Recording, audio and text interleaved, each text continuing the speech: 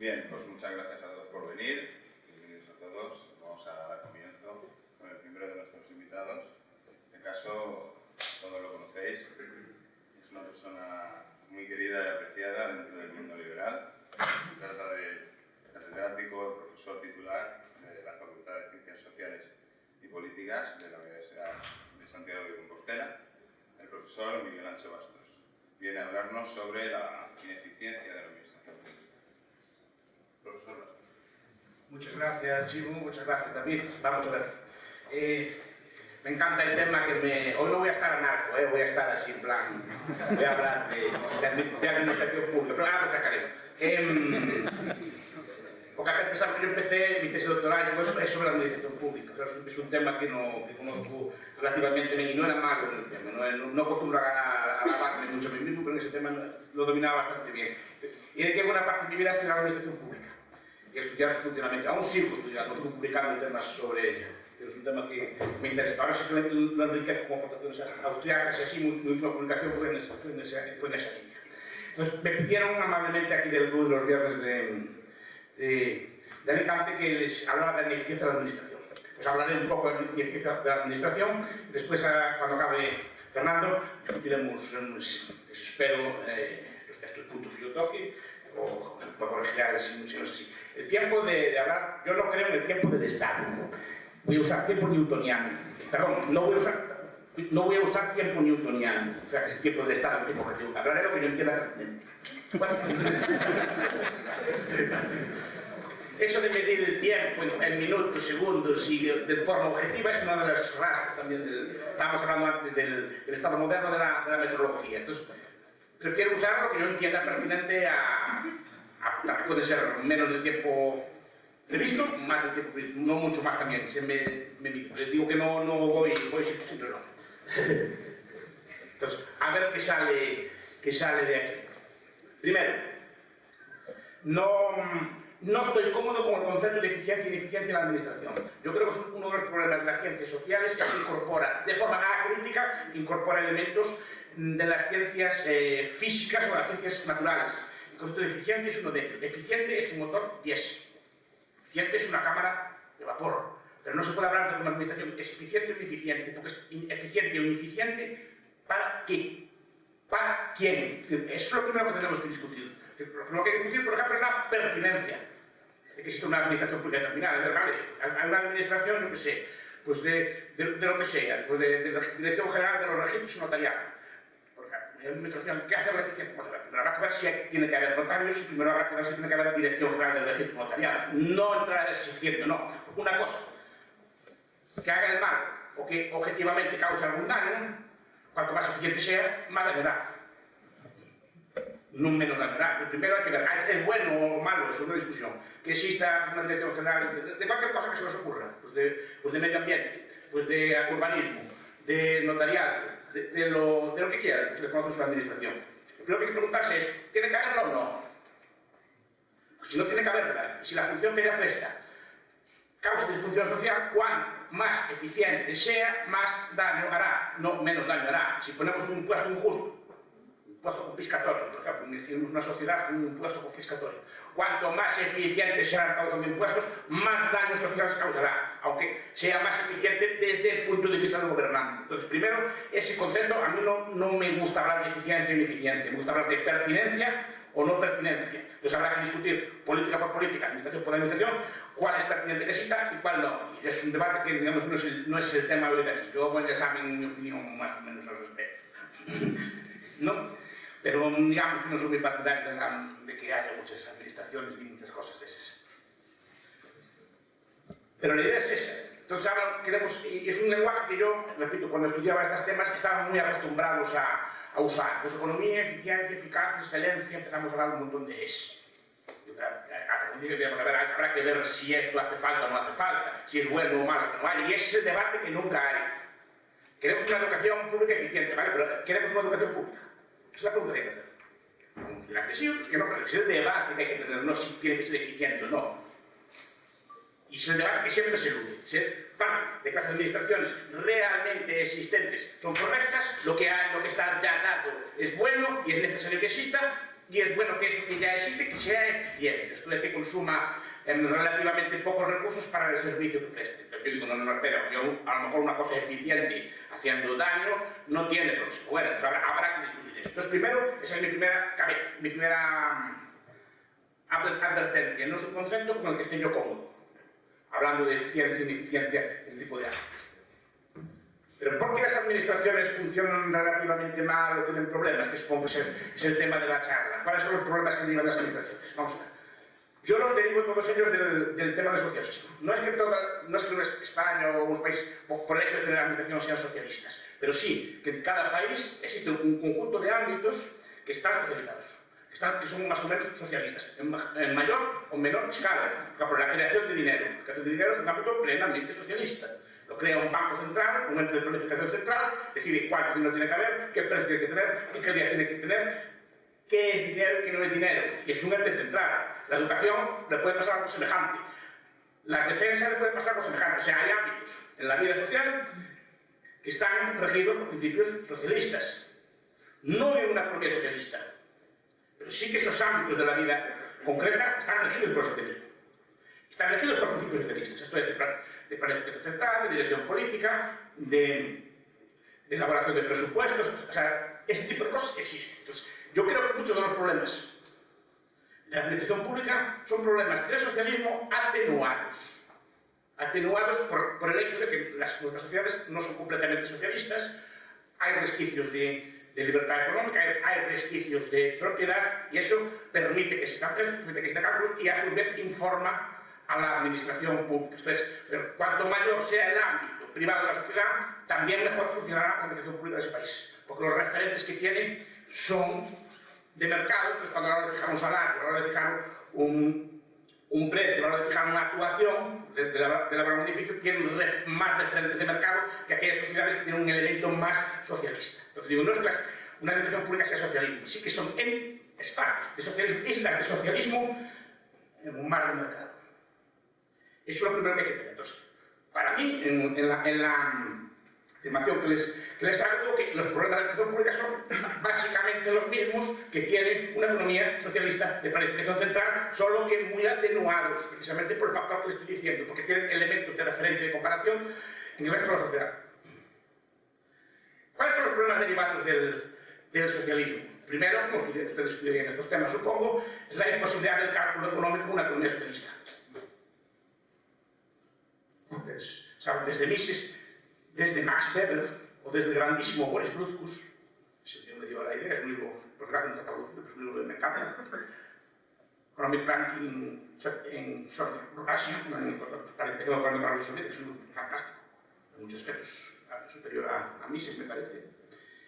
Pero plantea los problemas, son problemas de cálculo económico. Una administración pública, por ejemplo, tiene tres elementos. Tiene que remunerar los tres factores de producción, tiene que remunerar o traerse el precio para tierra, trabajo y capital. Por ejemplo, la administración pública, ¿cómo valora la tierra? Los espacios que usa la administración pública están correctamente asignados. Al no haber agentes de mercado, por ejemplo, vemos edificios enormes en el centro de las ciudades usados para usos administrativos menores, cuando a lo mejor esos usos en el mercado libre serían usados por cosas, digamos, con mayor potencial de valor añadido. Por ejemplo, que los edificios, por cuestiones básicamente estatales y de poderes, los edificios estatales ocupan los centros de las ciudades y marcan los centros de las ciudades. Vemos que tienen edificios enormes, que tienen gran disponibilidad de espacio, tienen gran disponibilidad de terrenos, tienen un montón de cosas, y ese uso de terreno está bien usado. Es decir, si ustedes montaran una empresa o una oficina, la montarían en el centro del campo, a lo mejor buscaban un sitio más a las afueras para más espacio, mejor aparcamiento, etc. Entonces, estamos usando correctamente, remunerando correctamente la tierra a la hora de asignar los recursos. Pero que no, hay estudios, por ejemplo, los espacios de los funcionarios públicos son superiores normalmente a los espacios de una oficina privada, etc. O sea, demuestra que no están, entiendo yo que, por ejemplo, uno de los problemas es que usan espacios que no son los más adecuados a sus fines, o podrían buscarse espacios más alternativos para este uso de fines. Lo que pasa es que al no haber precios, al no saber en función, yo vivo en Santiago, tenemos una universidad preciosa, un campus enorme en el centro de la ciudad, enorme, tenemos todo tipo de cosas, está pasando el jabalí por la... ¿Es cierto? Pasar el jabalí por un campus universitario. Tiene lógica tener un campus tan grande en un centro de una ciudad. Una universidad privada cuando se monta en el centro de la ciudad, en el centro exacto, con los edificios, o buscan espacios, a lo mejor a las afueras con fácil comunicación, pero no mucho espacio, para comunicar, pero la tierra es más barata. Eso, por ejemplo, las empresas públicas no piensan en eso, no saben cómo remunerar la tierra, por ejemplo. No sabes cómo remunerar el trabajo, ese es el segundo factor de producción. Es decir, ¿cuánto hay que pagar a un funcionario? ¿Cuál es su valor de mercado funcionario? No hay cálculo. Hay referentes, las economías más o menos como la nuestra, tienen referentes en el mercado de cuánto cuesta más o menos un médico en el mercado libre, cuánto cuesta un profesor más o menos en el mercado libre, y más o menos se guían. Pero aún así, como no tienen criterios de cómputo exacto, por tanto tienen que remunerar a todo el factor trabajo igual. Por ejemplo, todos los profesores de todas las carreras cobramos más o menos lo mismo, independientemente de las salidas que tenga la carrera, independientemente del número de alumnos que tengamos, independientemente de la calidad del trabajo, porque no tienen criterios de medir, de saber el resultado del trabajo. Entonces, ¿cómo se remunera el trabajo? Pues se remunera, pues no hay forma de remunerarlo. No se sabe muy bien cómo pagarlo, ni pagarle más, ni pagarle menos, porque si todo de individualizar el costo. Vamos que traería muchos problemas políticos. Eso es un segundo problema que tiene el cargo. Y el capital tampoco. No tenemos un referente de cuánto cuesta el interés de nuestras inversiones. Para establecer cualquier inversión, una empresa pues, tiene que establecer unos tipos de interés, tiene que ver sus amortizaciones, tiene que ver cuánto le cuesta en el tiempo, tiene que ver con qué graduación de inversiones tiene que hacer. Aquí no hay un referente de interés. El único próximo, el único referente de interés que hay puede ser el tipo de la deuda pública. Pero se aplica al tipo general del Estado, no a cada industria concreta. A lo mejor la cultura requiere un tipo de interés para amortizar sus inversiones distinto que el de la pesca o que el de la agricultura. Entonces no hay una forma de remunerar esos factores. Ustedes si hacen una empresa tienen que tener en cuenta todo eso a la hora de equiparla, a la hora de construirla, a la hora de determinar el ritmo de incorporación de, por ejemplo, de máquinas nuevas o de edificios nuevos. No tienen un ritmo. Se hace por criterios políticos. Se hace más o menos a ojo. Se hace con referentes del sector privado, pero no hay una forma de remunerar el capital establecidas. Ya sé que me dirán, ¿no? Los analistas de coste-beneficio establecen así precios sombra y establecen una especie de intereses así también, estableciendo unas tasas de intereses inmediatas. Pero necesitan siempre algún tipo de interés de mercado, de referencia que les sirva. Si no, no tienen. Ese tipo de interés no les vale para cada sector concreto. Entonces, esos son problemas de cálculo. Pero además, los problemas de cálculo se derivan de que hay que decidir cuánto hay que producir. ¿Cuántas escuelas ponemos? ¿Cuántas? ¿De qué tamaño tienen que tener? ¿Dónde las ponemos? ¿De qué calidad las ponemos? O sea, muchas infraestructuras o escuelas simples, etc. ¿No? ¿Cómo hacemos todo eso? ¿Cómo ponemos los precios? Simplemente por decisión política, exactamente como se ponía en un sistema de planificación central. Repito, solo que atenuado. Porque tenemos referentes. Hombre, si una escuela nos cuesta 1.000 millones de euros, es demasiado caro, porque sabemos cuánto cuesta hacer una escuela privada. Si dicen que un edificio, pagamos un salario a un ingeniero del Estado, pues le pagamos 400.000 euros, pues a lo mejor en el mercado le pagan 45.000 y tienen un próximo. Pero si no lo tuvieran, tendrían problemas serios para asignar los recursos, como tenía problemas de este estilo la Unión Soviética. Pues, problemas de calidad. ¿No? Es un problema que tiene el socialismo siempre. Es decir, usted cuando, por ejemplo, determina justicia, o una cosa como la educación, es una cosa que todos más o menos tenemos. ¿Qué calidad le damos a la educación?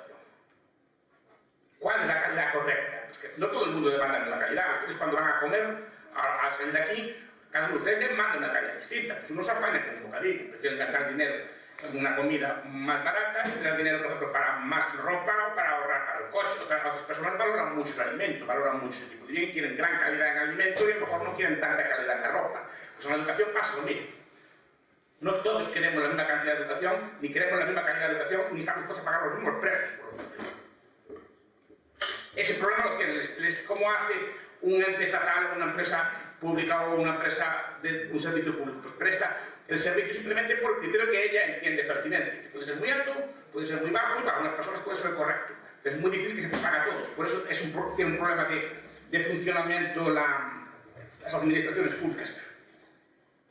La escala. ¿Cuál es la escala correcta de prestación de servicio? Una macroescuela comarcal, por ejemplo, como se discutía en Galicia, muchas microescuelas, ¿cuál es la escala? ¿A qué escala tiene que haber una macro universidad para toda España, como había en los tiempos de Franco, la Universidad Central, muchas universidades pequeñitas. ¿Cuál es la escala correcta de prestación del servicio? ¿Cómo se determina? El mercado más o menos lo determina, pues va viendo lo que se necesita cada cosa y oferta calidades distintas, precios distintos y escalas distintas. Pero el Estado tiene un problema de determinar la escala. Normalmente se opta por identificar la prestación de servicios con las unidades administrativas o las unidades locales. Y eso es un error, realmente, muy grande. Es decir, los estados no tienen escala. Los estados, todos los estados de la Tierra, ninguno de ellos tiene lógica o escala económica. Son frutos de la historia, son frutos de guerras, de bodas, de azares históricos. Pero ninguno de ellos tiene el tamaño correcto. ¿Cuál es el tamaño correcto? El de Luxemburgo, el de Portugal, el de España, el de Francia, el de Alemania, el de China, el de la India. ¿Cuál es el de Andorra? ¿Cuál es el tamaño correcto para prestar el servicio? Pues si a nivel estatal no hay escala, a nivel geográfico local tampoco hay escala. Pero normalmente, como se identifica la prestación de servicios con una administrativa, se entiende que, por ejemplo, cada ayuntamiento tiene que tener una cosa, cada comunidad autónoma tiene que tener otra cosa. A lo mejor la escala de una comunidad autónoma no es la correcta para prestar ese servicio. La Coca-Cola, por ejemplo, no diseña a nivel local o a nivel de comunidad autónoma, establece unas zonas geográficas por logística o lo que sea y entonces distribuye. Antes había la zona noroeste que cubría. No coincidía, por ejemplo, la Coca-Cola no coincidía con ninguna escala política, coincidía con una zona de distribución que era el noroeste y ahí distribuían, pero no tiene una lógica. Nosotros intentamos adaptar la prestación de servicios a escalas políticas o administrativas, lo cual tampoco tiene especial lógica. Cada ayuntamiento tiene que tener su escuela, cada ayuntamiento tiene que tener su ámbito, como en Suiza, que también le gusta Fernando, que hay una escuela a lo mejor para 3 ayuntamientos, pero a lo mejor hay una recogida de basura para 5 y a lo mejor hay una administración de justicia para 17. No hay una escala única, aquí nosotros intentamos adecuar, es un jacobinismo, adecuar la escala política a la escala de prestación de servicios. Y esto no tiene lógica económica ninguna, es una lógica política y entonces funciona por ese tipo de lógica.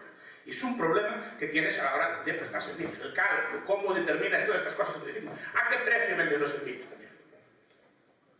O pago, gratis todo, mitad y mitad. ¿Qué precio se le pone al servicio público? Es un problema. También para determinar, algunos dicen, porque se ha todo gratis, ¿vale? Hay unos problemas. Porque hay un copago, pues a lo mejor tiene otros problemas. ¿Cuál es el precio que le pone? ¿Que se haga pagar el precio íntegro?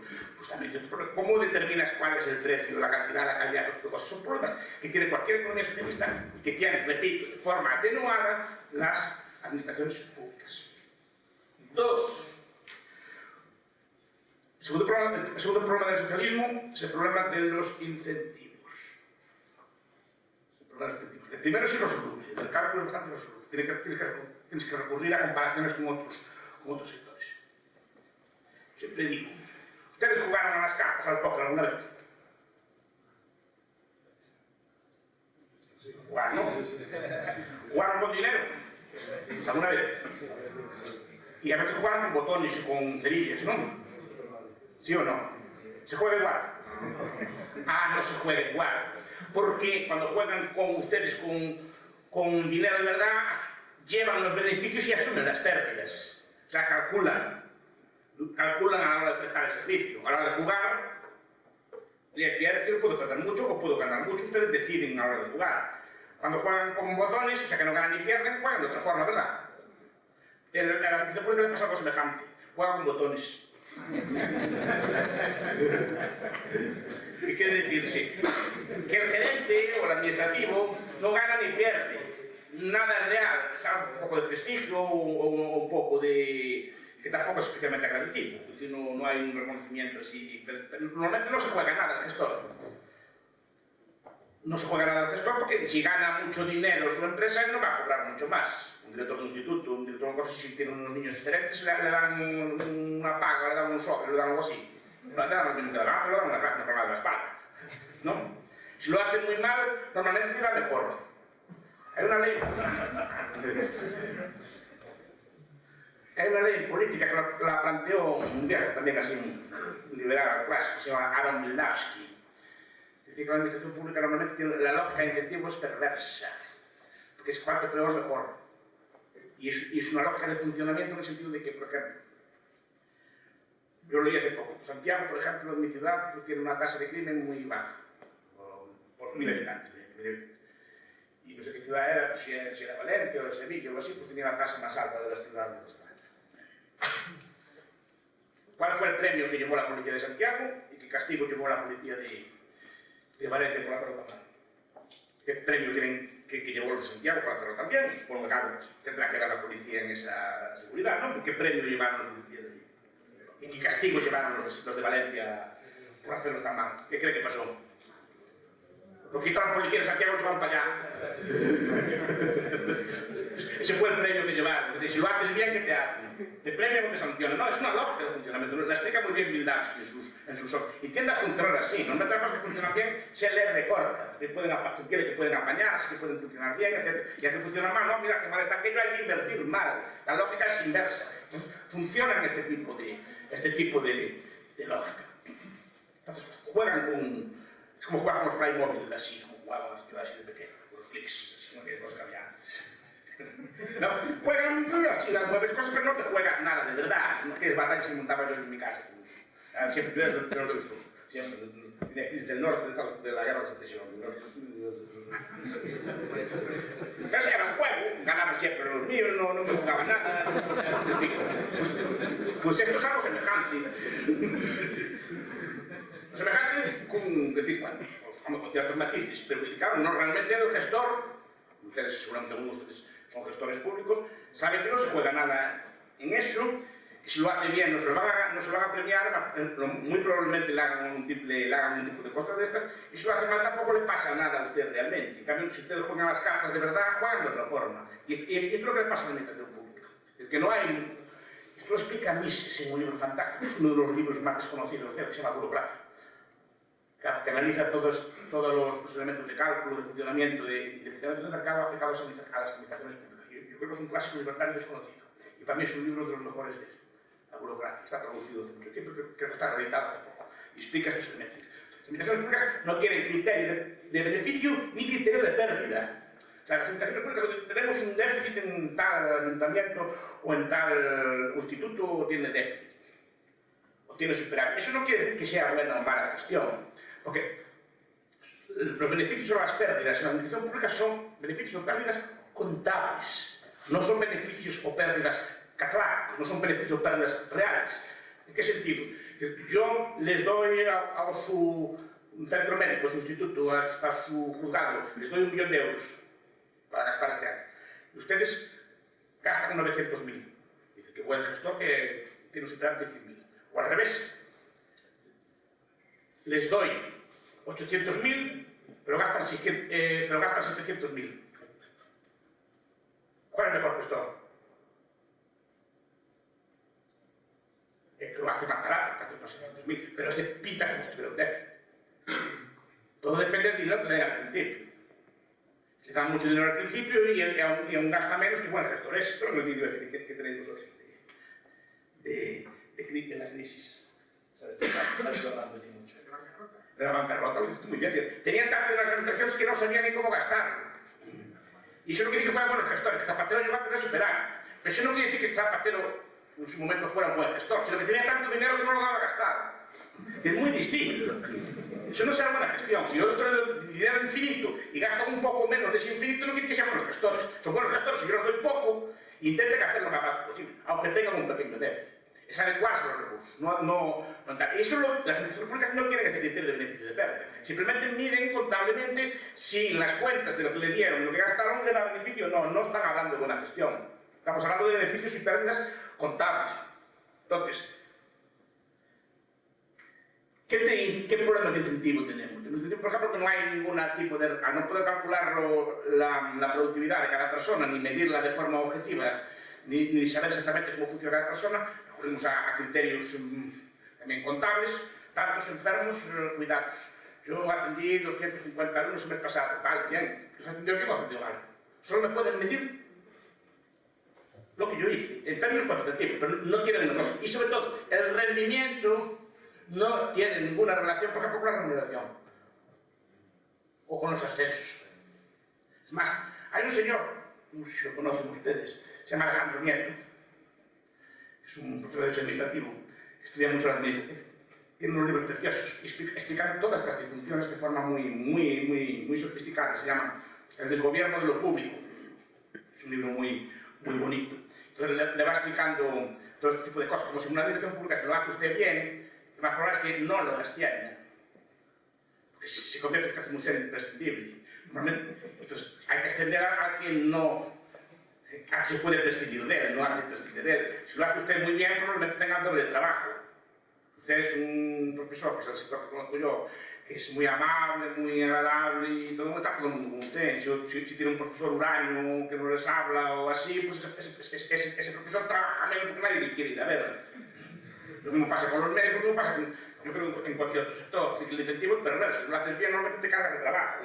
Trabajas el doble, no trabajas a mitad. Y si eres colaborativo, no trabajas el doble.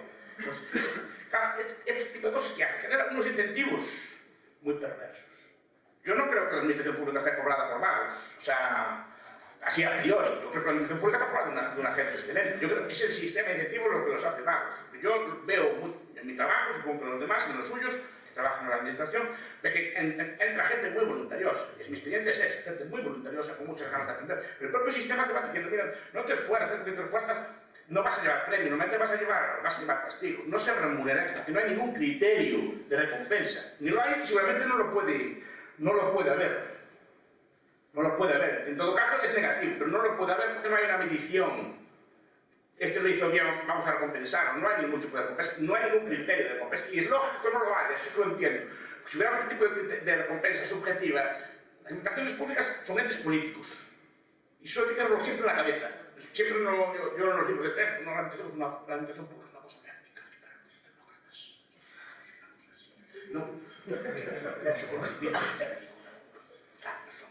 No, es una organización política, es una lucha política, están colocados los funcionarios son de un bando y otros son de otro bando y son de partido y tienen bando. Si hubiera algún tipo de objetivo, normalmente el político le daría a los suyos.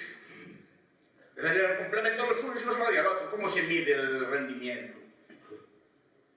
No digo que tenga que ser así, pero normalmente es así, porque la administración pública fue política en su origen y siempre es una organización política. Está al servicio de la política. La cabeza que la dirige, quien organiza, quien hace las leyes, quien hace las normas, son siempre políticos.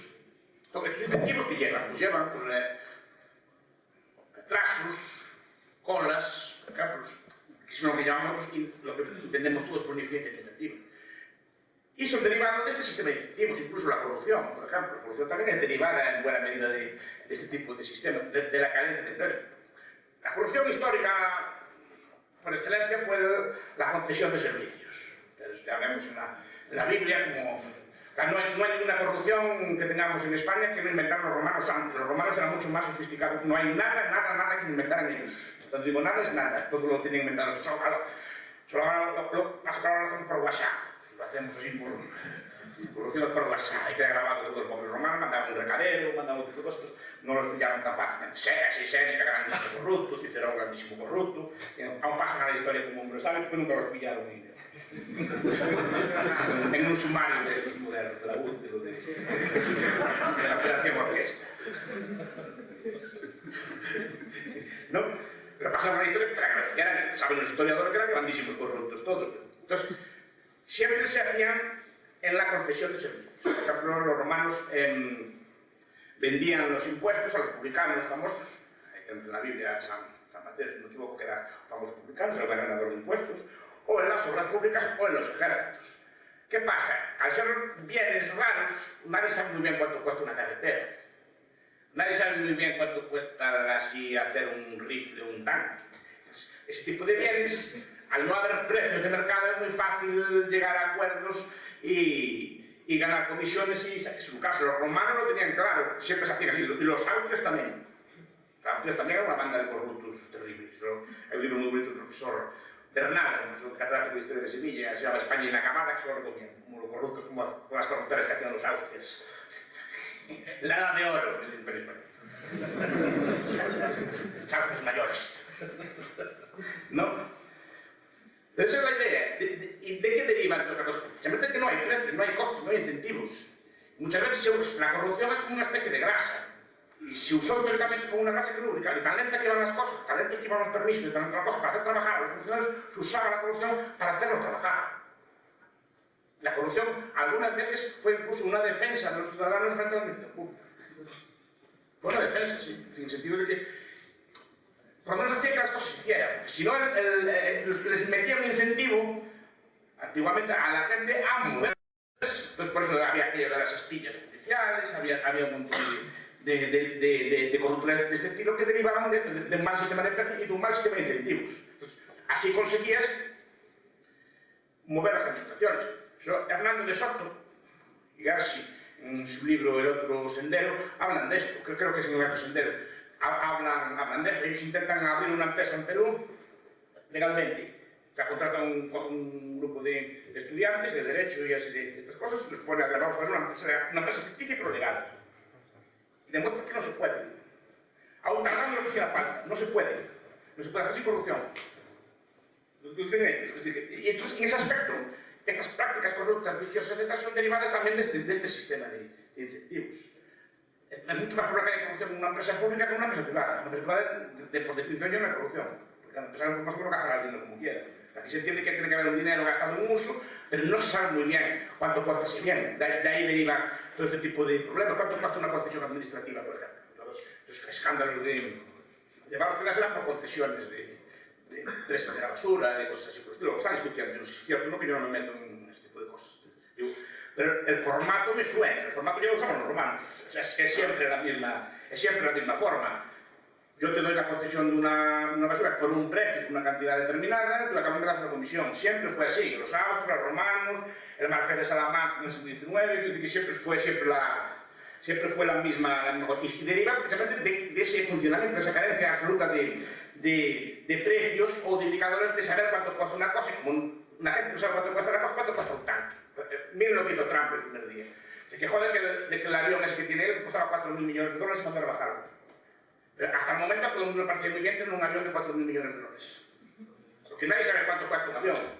Solo los especialistas saben cuánto cuesta un avión. Por eso se puede jugar con este tipo de cosas, precisamente porque no hay precios ni costes claros en ese tipo de cosas. Tercer elemento a discutir. La libertad. Otro elemento que tiene el socialismo es la carencia de libertad. Esto lo apunta también, repito, Brutus, lo apunta Hayek, en Camino de Servidumbre, lo apunta Roque, en la crisis social de nuestro tiempo. Creo que también John Dukes, Juicio de la Planificación. Es la idea de que el socialismo no solo tiene problemas de cálculo, no solo tiene problemas de incentivos, sino que tiene problemas de claros políticos de ausencia de libertad. ¿En qué sentido se refiere a esto? El socialismo, en una sociedad plenamente socialista, ¿es posible la libertad de expresión? Porque si yo poseo todas las imprentas, o sea, la libertad, en mi opinión, siempre, es una cosa que siempre me enfada mucho cuando hablo con liberales, no es la libertad, es el liberalismo político, no señor, el liberalismo siempre tiene que ser único y exclusivamente económico. No tiene que haber liberalismo político, el liberalismo tiene que ser siempre económico. Porque propiedad es libertad. ¿Y por qué lo digo esto? Imaginen, porque toda la libertad siempre requiere algún tipo de base material. Libres somos todos, nuestras cabezas somos libres. Lo que no somos libres es de expresarlo. Por ejemplo, para expresarlo, yo mis ideas, ¿qué necesito? Pues necesito, por ejemplo, papel, tinta y una rotativa. Si el Estado posee papel, tinta y rotativas, puedo yo expresarlo. Si el Estado necesito una emisora de radio. Si el Estado posee las emisoras de radio, como hacía Allende, o como hizo ahora Cristina, controlaba los repuestos de las radios, ¿qué pasaba? Cristina nacionalizó el papel de prensa, y creo que yo también, los repuestos de las radios. Si nacionalizas el papel de prensa, ¿qué pasa? ¿A quién le da papel? Para escribir un periódico, o hacer un libro, tienes que pedir permiso. Yo imagino ahora para hacer esta reunión. La reunión se hace básicamente como en un sitio privado. Si todos los espacios fueran del Estado, podríamos hacer una reunión de este estilo, subversiva o así. O tendríamos que pedir permiso. O sea, toda libertad siempre requiere algún tipo de base material, en el sentido de que necesita algún tipo de medio económico. Si el Estado monopoliza los medios económicos, no hay libertad. Esta es la tesis de Hayek, que fue tan polémica en su momento, en el 44. Si alguien controla toda la propiedad de todos los bienes, no puede haber libertad. Algo de esto pasa también en las administraciones públicas. Muy atenuado también. Brutus nos habla, por ejemplo, que el socialismo, al controlar todo lo de producción, elimina la libertad del consumidor. Esto es, el producto que consume un ruso, consume un cubano, es el producto que le da el Estado, en cantidad, en calidad, en precios, el producto que da el Estado y no tiene otro punto para escoger. O sea, el productor público, un monopolista de producción de bienes. En muchos bienes y servicios públicos, intervenciones públicas, también pasa algo así. No hay libertad del consumidor, también atenuada, obviamente. Por ejemplo, la educación que se estudia en España básicamente es toda la misma y no hay posibilidad de opción. Salvo que se la compre usted aparte. Lo que llamamos educación pública, normalmente tienen que estudiar todos, además se ve como muy bien, todos los niños tienen que estudiar la misma cosa, al mismo ritmo, los mismos libros, y todo eso controlado debidamente por exámenes de Estado. Se hace válidas, se da selectivo, para que todos los niños de España estudien lo mismo. Y no solo estudien lo mismo, estudien lo mismo de cada autor. Imaginen que yo soy un profesor de instituto. Y digo, no, a mí me da la gana de estudiar el canon de Lázaro Carretera, por ejemplo. Quiero estudiar el canon de García Piñón. Hay una página que se llama La Fiera Literaria y tiene un contracanon de libros. Quiero estudiar esta literatura.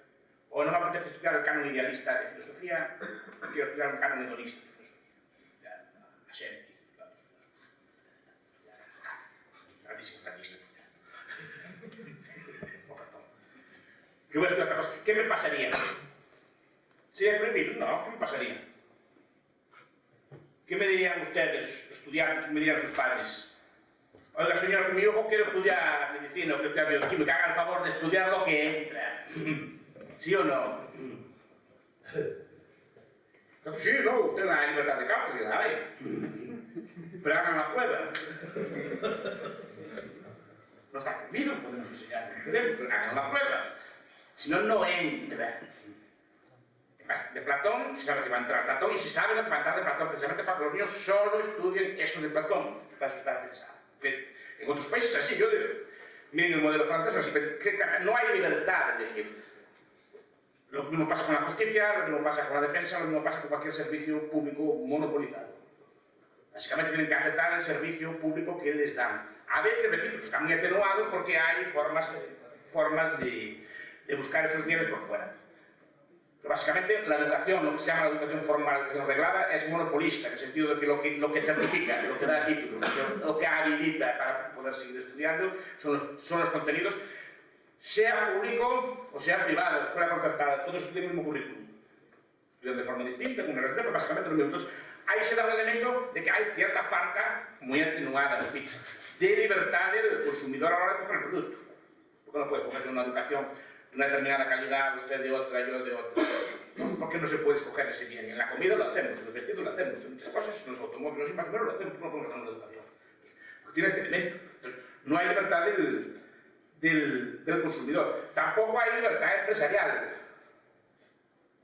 Ahora quiero yo montar así una escuela de diseño yo de una forma distinta. Si no, a mi estilo no me dejaría, o me tendría que poner una certificación, o tendría que pedir permisos. Quiero juntar con los niños en una clase, quiero educarlo de otra forma, de forma empresarial, quiero crear nuevas formas de justicia, que en un juzgado quiero hacer un sistema de arbitrajes y una cosa así. Podría, no, entonces, está siempre limitando la libertad empresarial, la libertad del consumidor y la libertad empresarial. Entonces, en ese aspecto opera también como el socialismo, repito, de forma muy, no se confunda, de forma muy atenuada porque hay elementos fuera que permiten contrarrestar esto. Pero pudiera perfectamente, si ya es el monopolista de todo, controlar todos los ámbitos. Y concluyo. Estos son los problemas que derivan de la ineficiencia administrativa. ¿Cómo se pueden compensar? Básicamente por la existencia de mercados. Gracias a Dios hay muchas administraciones y no hay un Estado solo. Si hubiéramos Estado solo el problema se agravaría, pero gracias a Dios, por ejemplo, podemos comparar con lo que hacen otros países, ver cómo funciona, etc. Si no estaríamos perdidos, no tendríamos ningún referente. Existen mercados, en el sentido de que vemos que aún así algunas escuelas funcionan de forma privada, algunos hospitales funcionan de forma privada, algunas cosas funcionan de forma privada, y podemos tener un referente de cómo funcionan esas cosas, incluso copiarlo. Y tenemos muchas administraciones. Y antes lo discutía con Fernando. Muchas veces, una de las cosas que salva también esto es que existan competencias entre administraciones.